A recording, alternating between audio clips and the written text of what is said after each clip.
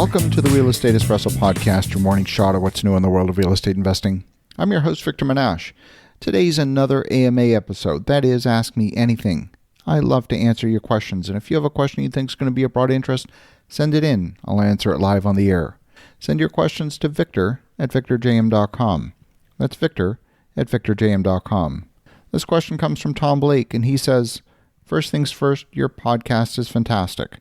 What are your two favorite creative transaction strategies that maximize the likelihood of finding a win-win outcome between you, the purchaser, and the owner, and why? Well, Tom, thank you for the kind words, and this is a great question. If you were to take a class in creative strategies, you would find that seller financing probably tops the list of strategies that are routinely taught in the world of investing. There's no doubt that seller financing is a powerful and effective tool. But before discussing a strategy, I want to get to the root of why you would want to employ a particular strategy. See, many rookie investors have not mastered the art, legalities, and science of raising capital. So they resort to seller financing because it makes the problem of raising capital and qualifying for bank financing much easier. If you're just starting out, seller financing solves that problem. But seller financing has downsides as well. In the case of many investors, the seller who's financing the property can often mask defects in the property. For example, the seller might know of an environmental issue on the property and know that no bank will finance it. And sometimes the seller will offer seller financing hoping that the buyer will not do a thorough job in due diligence, hoping that the problem will be transferred to the new buyer and somehow the seller is going to be off the hook for the cost of remediation.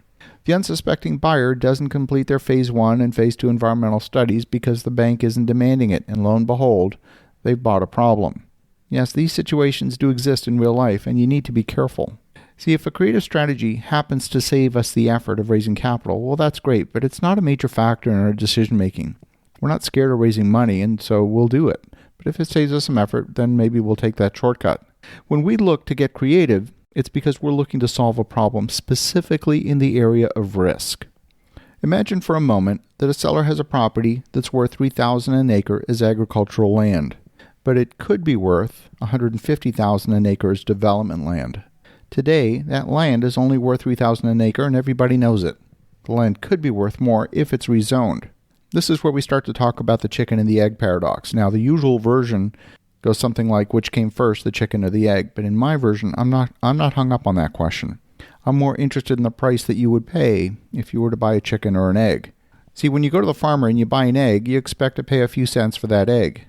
You would expect to pay a lot more for a full-grown chicken. The raw agricultural land is like that egg, and the land entitled for development is like the full-grown chicken. You would expect to pay a lot more for development land than agricultural land, yet sometimes you see sellers in the marketplace selling eggs for more than they're worth. For me, creative financing is about managing risk and about transferring risk at the appropriate point in time in a transaction. So you have a seller that's asking too much for their agricultural land. What do you do about that? Well, I'm willing to do the work to create value for a property by getting it rezoned to a higher value use. But I don't know if that process is going to be successful and to what degree. I don't want to carry 100% of that risk on my shoulders, and I certainly don't want to expose my investors to undue risk.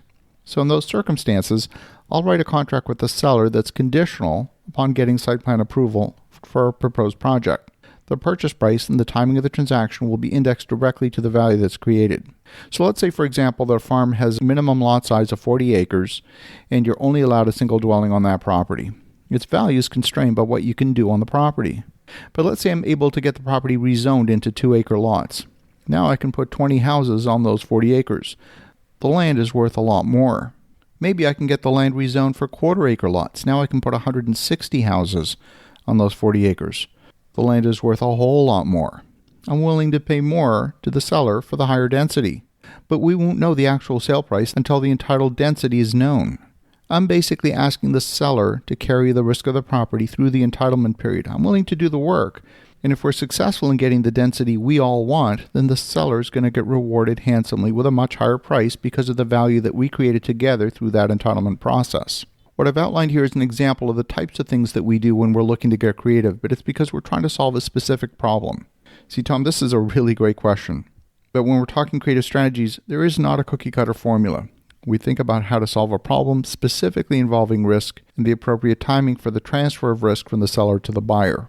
And sometimes, as part of that transaction, we may transfer the property to the buyer at an initial low price with seller financing.